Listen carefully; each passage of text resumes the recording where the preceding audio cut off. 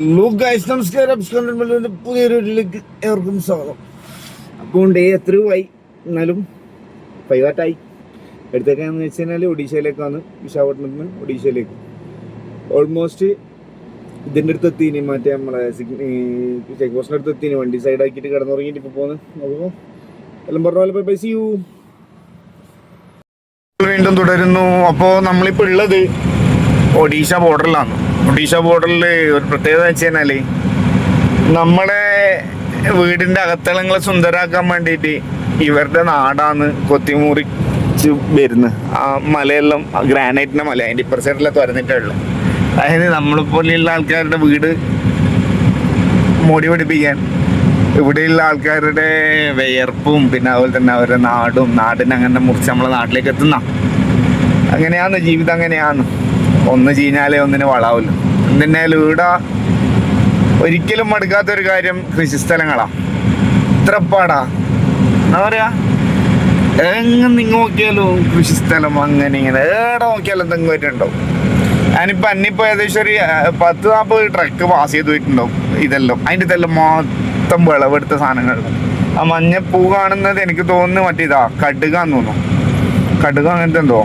കാരണം മുമ്പ് നമ്മുടെ നാട്ടിൽ മഴ കഴിഞ്ഞാൽ നട്ടി നടന്നൊരു സുഖമുണ്ട് നാട്ടുകാർക്ക്. ഇപ്പം ഉണ്ടാമോ അതായത് മഴ കഴിഞ്ഞ് നമ്മളെ സ്കൂളെല്ലാം പൊട്ടുന്ന ആ ഒരു സമയമില്ലേ, ഈ മഴ വരുന്നതിന് മുമ്പില്ലേ, ആ സമയത്ത് നമ്മളെ നെൽപ്പാടത്ത് നട്ടി നടുവാന്നും പറയും. ആ സമയത്ത് കടുക് എന്നിട്ട് ഞാൻ ചെറുപ്പത്തിൽ കണ്ട ഓർമ്മയുണ്ട്. കടുക്, കോട്ടപ്പയർ, പിന്നെ അതുപോലെ തന്നെ ചീരയിൽ ഇപ്പോൾ ഓൾറെഡി നടലുണ്ട്, എന്നാലും അങ്ങനത്തെ കാര്യങ്ങളെല്ലാം നടലുണ്ട്. ഇപ്പം നെല്ലെണ്ണ നടുന്നാണെന്നില്ല, നെല്ല നാട്ടി അപ്പം അങ്ങനെ ഉള്ള ഒരു രക്ഷയില്ല. എൻ്റെ മോനെ സന്തോഷം എന്ന് വെച്ച് കഴിഞ്ഞാൽ ഓരോ സ്ഥലങ്ങളിങ്ങനെ കാണുമ്പോൾ ഭയങ്കര സന്തോഷം. പിന്നെ ഇടക്കിടയ്ക്ക് പോലീസ് പിടിക്കുമ്പോൾ സന്തോഷം ഇല്ലാണ്ടാന്ന് വെറുന്നല്ല, പൈസ പോവും. കണ്ട മറ്റേ നമ്മളെ നീലാകാശത്ത് പറഞ്ഞല്ലോ മഞ്ഞപ്പൂക്കൾ വിരിഞ്ഞ താഴ്വാര. അപ്പം അങ്ങനെയുള്ള പിന്നെന്തൊക്കെയാ, എല്ലാവർക്കും സുഖമല്ലേ? യാത്രകൾ ചെയ്യണടൂ, കുറച്ചെങ്കിലും യാത്രകൾ ചെയ്യണം, ചെറിയ യാത്രകൾ, അല്ലാണ്ട് ശരിയല്ല. നമുക്ക് ഒരുപാട് നമ്മളെ തന്നെ മനസ്സിലാക്കാൻ പറ്റും. ഡിപ്രഷനിൽ അടിച്ച് നിൽക്കുന്നുണ്ടോ? ഞാൻ ഒരുപാട് എൻ്റെ വീഡിയോസിൽ പറഞ്ഞ ഡിപ്രഷൻ അടിച്ച് നിൽക്കുന്നുണ്ടോ, മൈൻഡ് സെറ്റാണ്ട് നിൽക്കുന്നുണ്ടോ, ടെൻഷനായിട്ട് നിൽക്കുന്നുണ്ടോ, യാത്ര പൈസ ഇല്ലേ കൈമ, പൈസ ഇല്ലേ എന്നെങ്കിൽ ഇതേപോലത്തെ വണ്ടിയിൽ ഡ്രൈവറായിട്ട് കയറി പോയിട്ട് വാ. റൂട്ട് ഇതൊന്നും വിഷയമല്ല, കാരണം ഗൂഗിൾ മാപ്പില്ലേ, ഒന്ന് ശ്രദ്ധിച്ചാൽ മതി. ഗൂഗിൾ മാപ്പ് നോക്കുന്ന സമയത്ത് പരമാവധി ഹൈവേസ് മാത്രം ചൂസ് ചെയ്യുക. ഫസ്റ്റ് നമുക്കൊരു ഐഡിയ വേണ്ടത് നമ്മൾ ഹൈവേകളെ കുറിച്ചൊരു ചെറിയൊരു അന്തുണ്ടായാൽ മതി. ബാക്കിയെല്ലാം അങ്ങ് സെറ്റോ. NH64 എന്ന്, NH44 എന്നാ, ഇതെന്നാ 461 എന്നാ, 764 എന്നാ, മറ്റേ NH66 എന്നാ എല്ലാം ഒരു ഐഡിയ വെച്ചാൽ മതി. NH66 വരുന്നതിന് ഡൽഹി ടു മറ്റേത് വരും, നമ്മളെ തിരുവനന്തപുരം വരെ. നമ്മളിപ്പോൾ നാട്ടിൽ പണിയെടുത്തുകൊണ്ടിരിക്കുന്നത് അതേപോലുള്ളൊരു ഇതാ കണ്ട.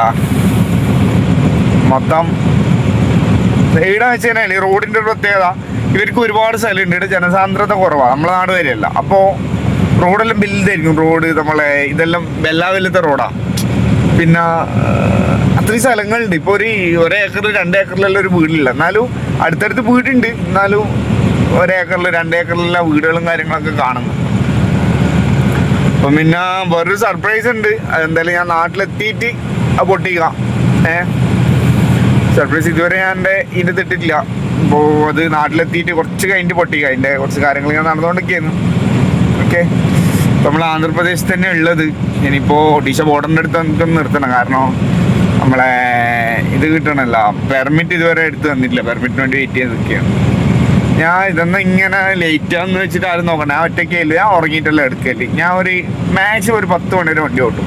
അടുത്ത് കാണുന്ന പെട്രോൾ പമ്പ് ഏതാണ്ട് സൈഡാക്കും, കിടന്നുറങ്ങും. രാവിലെ 6 മണിക്കാണ് സ്റ്റാർട്ട് ചെയ്ത് തുടങ്ങും. രാത്രിക്ക് ഓടുന്ന പരിപാടി ഞാനില്ല. വെറുതെ എന്തിനാ രാത്രിക്ക് ഓടണമെങ്കിൽ രാവിലെ ഓടി നമുക്ക് സ്ഥലങ്ങൾ കാണണം. രാത്രിക്ക് ഓടെ ഒന്നും കാണില്ല, വേഗം സ്ഥലം കവറാവും. ഇങ്ങനെ പോകും. പക്ഷേ പ്രശ്നമൊന്നുമില്ല, ഇവിടെ റോഡിൽ വലിയ തിരക്കൊന്നുമില്ല. മീൻസ് നമുക്ക് വലിയ ടെൻഷൻ എന്താ പറയുക, നമ്മളെ നാട്ടിലത്തെ പോലെ ബ്ലോക്കൊന്നുമില്ല. നല്ല ഒഴിഞ്ഞു പോകും. 100 കിലോമീറ്ററിൽ പെട്ടെന്നാവും. ഗൾഫിൻ്റെ ഫീൽ ഒന്നുണ്ട് റോഡ് കണ്ടിട്ട്. റോഡ് മാത്രമേ ഇല്ലൂ, പുറത്തേക്ക് നോക്കിയാൽ ആ ഫീലിംഗ് ഇല്ല കേട്ടോ.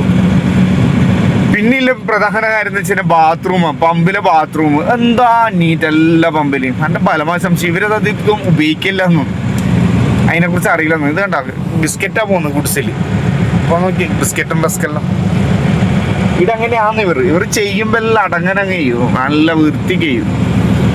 അടങ്ങന മീൻസ് മൊത്തത്തിൽ അങ്ങനെ ചെയ്യും. നമ്മൾ കണ്ണൂർ ഭാഷ ചില സമയത്ത് നിങ്ങൾക്ക് കണ്ണൂരല്ലാത്തവർക്ക് തിരിയില്ല, എന്നാലും അതിന് വേണ്ടിയിട്ട് പറഞ്ഞാൽ. അപ്പോൾ വീഡിയോ കാണുന്ന എല്ലാവർക്കും നന്ദി, വളരെ 1000 നന്ദി. കാരണം കാണുന്ന 155 ആൾക്കാരേ ഉള്ളൂ, അവർ റെഗുലറായിട്ട് കാണുന്നുണ്ട്. ഞങ്ങൾക്ക് അത് മതിയോടും, എല്ലാവരും വേണമെന്നില്ല, സന്തോഷമാണ്. ആ 155 ആൾ കണ്ടെന്ന് ഈ ഇന്നലത്തെ വീഡിയോ 9 ആളെ കണ്ടേ. ആ 9 ആളെ കുറപ്പാ തന്നെ അത്രയ്ക്ക് വേണ്ടപ്പെട്ട 9 ആളാണ്. വേറെ ഒരു ഒന്നാമത് അവരെപ്പത്ത് കാര്യമില്ല, ഇത് കാണിച്ചെന്നല്ലേ കാണിച്ചുകൊണ്ടിരിക്കുന്നു, റോഡെന്നല്ലേ കാണിച്ചുകൊണ്ടിരിക്കുന്നു. അപ്പോൾ നമുക്ക് ഇനി ഇടയ്ക്ക് ഒന്ന് സൈഡാക്കണം, കുറേ സമയം ഓടുന്നു. ഒരു 100 കിലോമീറ്റർ 150 കിലോമീറ്റർ ഓടുക, സൈഡാക്കുക, പിന്നെ ഒരു 150 കിലോമീറ്റർ ഓടുക, സൈഡാക്കുക. അങ്ങനെയുള്ള തന്നെ വണ്ടിക്ക് റെസ്റ്റ്, നമുക്ക് റെസ്റ്റ്. ഓടിയിട്ടുണ്ട് ഇന്നലെല്ലാം 300 കിലോമീറ്റർ ഒറ്റ സ്ട്രെച്ചിൽ ഓടിയിട്ടുണ്ട്. ഓടാൻ പറ്റാണ്ടൊന്നുമില്ല, പക്ഷേങ്കിൽ വണ്ടിക്ക് ഒരു റെസ്റ്റ് കൊടുക്കണം. ഈ വണ്ടി കാണിക്കാൻ തുടങ്ങിയിട്ടുണ്ട്, ഒരു ഈ ഓട്ടോ ഓടുന്നത് വണ്ടിക്ക് ഭയങ്കര സ്റ്റിക്കാം. ഒരു 300 കിലോമീറ്ററിലും വടാ ദിവസം കൊണ്ട് പ്രശ്നമില്ല, അങ്ങ് ഓടിക്കോളൂ. പിന്നെ ഈ വടാ ദിവസം എടുക്കാൻ പോകുന്നവരോട് എനിക്കൊന്നേ പറയാനില്ല, നിങ്ങൾക്ക് ലോങ് പോകാനില്ല. അതുപോലെ തന്നെ നിങ്ങളൊരു കർണാടക, കേരള, തമിഴ്നാട് ആ ഒരു സ്ട്രെച്ചിൽ സൗത്തിൽ മാത്രം കളിക്കാനുണ്ടെന്നുണ്ടെങ്കിൽ നിങ്ങൾക്ക് ഏറ്റവും ബെസ്റ്റ് 1.3 എടുക്കുന്നതാണ്. i3+, 1.3 i3+. ഞാനിപ്പോൾ എടുത്ത് i3+ എടുക്കുന്നതല്ലേ. എങ്ങനെ ഒരു 1 ടൺ 1.5 ടൺ വാസിങ് ഉണ്ട്, അത്രേ വേണ്ടു. പിന്നെ ടാക്സ് ഇല്ല, ടാക്സ് കുറവാണ്.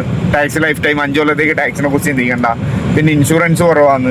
പിന്നെ പുറത്തേക്ക് എടുക്കുന്ന മറ്റേ ഇത് കുറവാണ്, പുറത്തെടുക്കുന്ന പെർമിറ്റിൻ്റെ പൈസ കുറവാണ്, എല്ലാം കുറവാണ്. മറ്റേ i3ക്ക് മുകളിൽ എടുക്കുന്നുണ്ടെങ്കിൽ i5 എടുക്കുക, i4 എടുക്കേണ്ട ആവശ്യമില്ല. കാരണം i4 1700 i5 ആകുമ്പോൾ വെച്ച് കഴിഞ്ഞാൽ 2 ടണ്ണായി, റേറ്റും വലിയ വ്യത്യാസമൊന്നുമില്ല. i5 തന്നെ എടുക്കുക. i3ക്ക് മുകളിൽ എടുക്കുന്നുണ്ടെങ്കിൽ എല്ലാം പിന്നെ i3 തന്നെ എടുക്കാം. i3 ഏറ്റവും സുഖം, ഇൻഷുറൻസ് എല്ലാം കുറവാണ്, റേറ്റും കാര്യമെല്ലാം കുറവാണ്. ഏറ്റവും ബെറ്റർ ഓപ്ഷൻ അതാണെന്ന് നമുക്ക് തോന്നുന്നു. കാരണം എന്നോട് അഭിപ്രായം ചോദിച്ചാൽ അതിനെ കൊണ്ടാണ്. പിന്നെ വണ്ടീൻ്റെ കേസിൽ സർവീസ് കൃത്യമായിട്ട് ചെയ്യുന്നുണ്ടെങ്കിൽ വണ്ടി ഒരു സീനും ഇല്ല, വണ്ടി പുഷ്പം പോലെ ഓടും. പിന്നെ ഇതാ ഞാനിപ്പോൾ പോകുന്ന പോലെ ഇത് കണ്ടോ, ഇപ്പം 68 68ലും പോകാൻ പറ്റില്ല. ഈ 63, ഈ 61, 60, 61, 62 ആ ഒരു ലെവലിൽ ഇങ്ങനെ പിടിച്ച് പോയാൽ 14, 15, 16 മൈലേജും കിട്ടും. പക്ഷേ അതിന് വലിയ കാര്യമാണ്. 14, 15 65 വരെ ഒറ്റക്കട്ടയാണ്. പിന്നെ രണ്ടാമത്തെ കട്ട 90 വരെ പോകും. ഇങ്ങനെയാണ് അവസ്ഥ. ഓക്കെ, ഇപ്പോൾ അടുത്ത് ടോൾ പ്ലാസ ചെയ്ത് വർക്ക് വന്നിട്ടല്ല, ഉറങ്ങിയിട്ട് ഓവറായിട്ടാണ്. അപ്പോൾ ടോൾ കൊടുക്കണം, പോകണം. ടോളുമെല്ലാം മറ്റേ RTO ഉണ്ടാവും, പ്രശ്നമാണ്. ഇവിടെയും വണ്ടി സൈഡാക്കിയിട്ട് കുറച്ച് റെസ്റ്റെല്ലാം എടുത്തിട്ട് പോകാൻ വിചാരിക്കുന്നു. ഇനി എത്ര കിലോമീറ്റർ ഉള്ളൂ, അതിനെ കൊണ്ടാണ്. നമുക്ക് ഇനി മറ്റേത് കിട്ടാണ്ട് ഇനി പോകാൻ കഴിയില്ല, അതിനെ കൊണ്ടാണ്. മറ്റേ നമ്മളെ പേപ്പർ ഇതുവരെ ക്ലിയർ ആയിട്ട് കിട്ടിയില്ല, അതിന് വേണ്ടി വെയിറ്റ് ചെയ്യുന്ന ഇപ്പം അയച്ചതെന്ന് വിചാരിക്കുന്നു. ഓക്കെ, ഫൈനലി അങ്ങനെ we are reached in Odisha. നമ്മുടെ TPൻ്റെ ചെറിയ പ്രോബ്ലം ഉണ്ട്, എന്തായാലും ഓൺലൈനിലായിട്ട് എടുക്കുന്നുണ്ട്, അങ്ങനെ വലിയ വിഷയമില്ല. എന്നാലും ഒഡീഷയിൽ എത്തിയിരിക്കുകയാണ്. അങ്ങനെ ഈ യാത്രയിൽ Kerala, Tamil Nadu, little bit of Karnataka, full of Andhra, finally the 5th state Odisha. അങ്ങനെ വണ്ടി ഏകദേശം 2800 സംതിങ് കിലോമീറ്ററായി. ഓൾമോസ്റ്റ് 3000 കിലോമീറ്റർ വണ്ടി സർവൈവ് ചെയ്തിട്ടുണ്ട്. പിന്നെ നമ്മളിപ്പോൾ ഒഡീഷ ഗഞ്ചം എന്ന് പറയുന്ന സ്ഥലത്തേക്കാണ് പോകുന്നത്. പഹാഡി ഏരിയ എന്നാണ് പറഞ്ഞത്, നോക്കട്ടെ. അതായത് കുന്നുമലയിൽ ഏരിയ എന്നാണ് പറഞ്ഞത്. നമുക്കിപ്പോൾ ലൊക്കേഷനിലും കിട്ടി അങ്ങോട്ടേക്ക് പോകുന്നുണ്ട്. എടുത്തൊരു 35 കിലോമീറ്റർ അറൗണ്ട് അത്രേ ഉള്ളൂ ഗഞ്ചത്തേക്ക്. അല്ല പറഞ്ഞ പോലെ ബൈ ബൈ, സി യു. ഒഡീഷയിൽ ഗഞ്ചം എന്ന് പറയുന്ന ഒരു ടൗണിറ്റാണ് ഞാനിപ്പോൾ പോയിക്കൊണ്ടിരിക്കുന്നത്. അവസ്ഥ എന്ന് വെച്ചാൽ ഇടാ ശരിയായ ടൗണ്. ട്രാഫിക് എന്നെല്ലാം വെച്ചേനല്ലേ, ഒരു മാനിയും ഇല്ലാത്ത ഡ്രൈവിങ്ങാണ് മൊത്തത്തിൽ. വെച്ചാൽ ഒരു മാനിയും കഥയൊന്നുമില്ല. ഇങ്ങനെ എടുത്തിട്ട് പോകണമെന്നില്ല ചിന്ത. വണ്ടിയിലെന്ന് വെച്ച് കഴിഞ്ഞാൽ ഈടൊന്നും ടെസ്റ്റൊന്നും ഇല്ലയെന്ന് തോന്നുന്നു. കയറുമ്പോൾ തന്നെ 20 രൂപ കൊണ്ടുപോയി. 2 വന്നിട്ട് പറഞ്ഞ് ഇവിടെ ചെക്ക് പോസ്റ്റ് ഉണ്ട്. അവിടെ ചെക്ക് പോസ്റ്റ് എന്തിനു വെച്ച് അത് നീ അറിയേണ്ട ആവശ്യമില്ല. അങ്ങനെ പൈസയെല്ലാം വാങ്ങിയിട്ട് പോയി 20 രൂപ. അങ്ങനെ നയിച്ചിട്ടൊന്നും ഓടിയിട്ടൊക്കെയല്ലോ. എന്നാ അപ്പോൾ റോഡിൻ്റെ അവസ്ഥ ഉണ്ടോ, ഇതെല്ലാം ഹൈവേയാ. പ്രശ്നം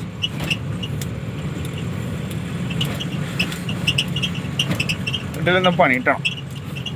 ഇതെല്ലാം എനിക്ക് പണങ്ങുന്നുണ്ട്. സ്കൂളിൻ്റെ പ്രിൻസിപ്പലാണ് ഇവിടെയെല്ലാം. അത്രക്കും നമ്മളെ സംസ്കാരം വിദ്യാഭ്യാസം എത്രത്തോളം ബാധിക്കുന്നതെന്നില്ല. നമ്മളിങ്ങനെ നോർത്ത് ഇന്ത്യയിലേക്കെല്ലാം യാത്ര ചെയ്ത് തന്നെ കിട്ടും.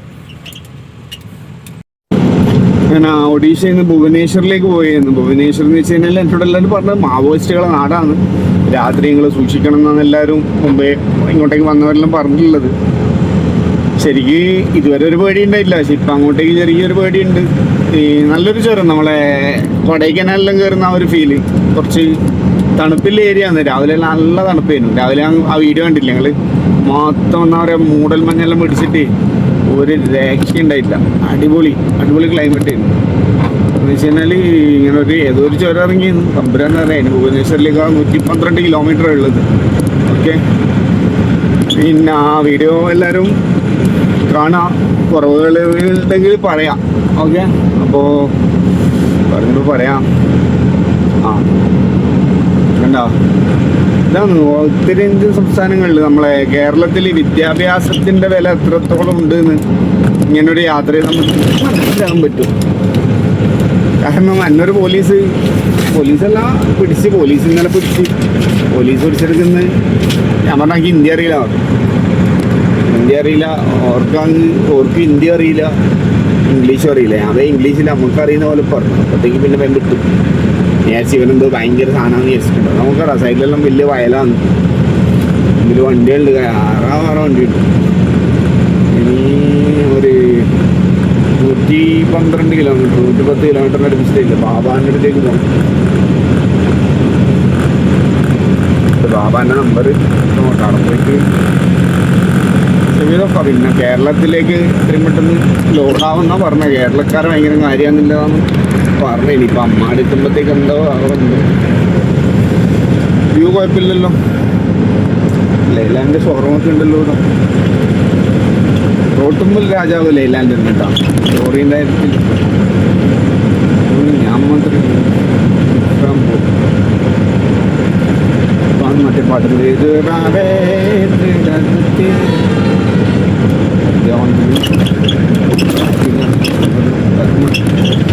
റോഡ് നശിക്കണം. ഇത്രയും നേരം യാത്ര ചെയ്തിട്ട് ഹൈവേ ഇത്രയും പൊളിഞ്ഞിട്ട് ഒഡീഷയിലെല്ലാം വേറൊരു സ്ഥലത്തില്ല. എന്ന് വെച്ച് കഴിഞ്ഞാൽ ഇവിടെയെല്ലാം നിയമത്തിൻ്റെ വഴിക്ക് ആളെ വയ്ക്കുമ്പോൾ ഹെൽമെറ്റൊന്നും ഒരു കുഞ്ഞില്ല. 3-വീലും 4-വീലും ഒക്കെ കയറ്റാൻ പറ്റുന്ന അത്ര ആളെയും സാധനം കയറ്റിയിട്ട് ഇങ്ങനെ പോകും. ഒരു പ്രഹസനം പോലെ പോലീസുകാർ പോക്കറ്റ് പൈസ ഉണ്ടാക്കാൻ വേണ്ടിയിട്ട് ചെക്കിങ് വെക്കും. ചെക്കിങ്ങിൻ്റെ മുമ്പിലാണെങ്കിലും ഒരു 10-200 വണ്ടി അപ്പുറം നിർത്തിയിട്ടുണ്ടാവും. ഇങ്ങനത്തെ കളി.